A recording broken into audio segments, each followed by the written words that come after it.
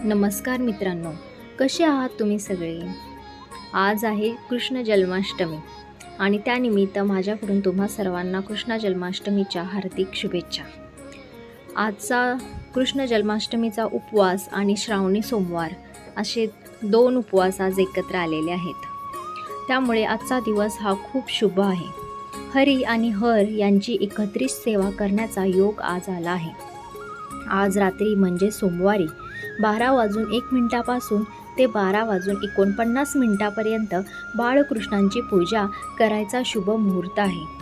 आपण या सणाला गोकुळ अष्टमी असं बोलतो. तर आपण सर्वांनी यंदाच्या वर्षी नक्की पूजा करायला हवी. हा उपवास दिवसभर करायचा असतो.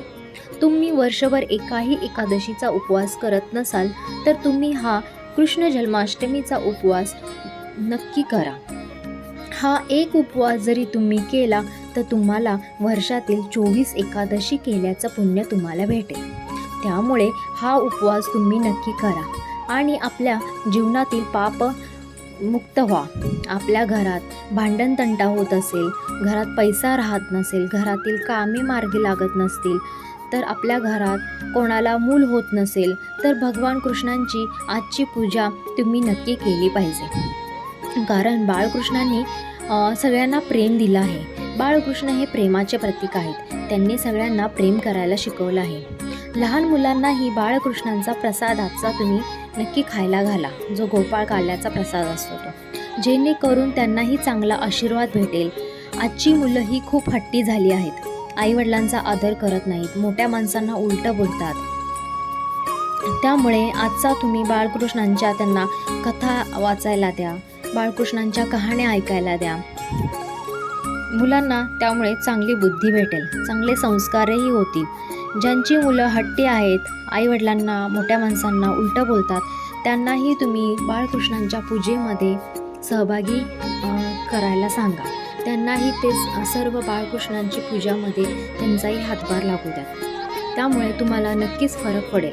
आणि ज्या लोकांना संतान प्राप्ती होत नाही, जे संतान प्राप्तीसाठी प्रयत्न करत आहेत, त्यांच्यासाठी आजचा दिवस खूप खूप महत्त्वाचा आहे. बाळकृष्णांची आजची पूजा त्यांनी नक्कीच करायला हवी. आणि ही सेवा करताना तुम्ही बाळकृष्णांना अभिषेक तुम्ही पती पत्नी दोघांनी एकत्रित घाला. बाळकृष्णांना तुम्ही पाळण्यात दोघांनी एकत्रित घाला, पाळणा हलवा. तुम्ही पती पत्नी पाळणा हलवल्यामुळे तुम्हाला बाळकृष्णांच्या सेवेचं दोघांनाही एकत्रितपणे फळ भेटेल. आजच्या दिवशी तुम्ही गायीची पूजा करून तुम्ही पुण्य कमवू शकता. आजच्या दिवशी तुम्ही तुळशीची पूजाही नक्की करा. अशा प्रकारे आजचा उपवास करा, जेणेकरून तुम्हाला श्रीकृष्णांचे आशीर्वाद तुम्हाला नक्कीच भेटतील आणि तुमच्या जीवनातील जे काही दुःख आहे, जे काही संकटे आहेत, ते नक्कीच निघून तुमचं जीवन सुखी आणि समृद्धी होईल. तुम्हाला तुमच्या इच्छेप्रमाणे नक्कीच फलप्राप्ती नक्कीच होईल. जय श्रीकृष्ण. राधे राधे.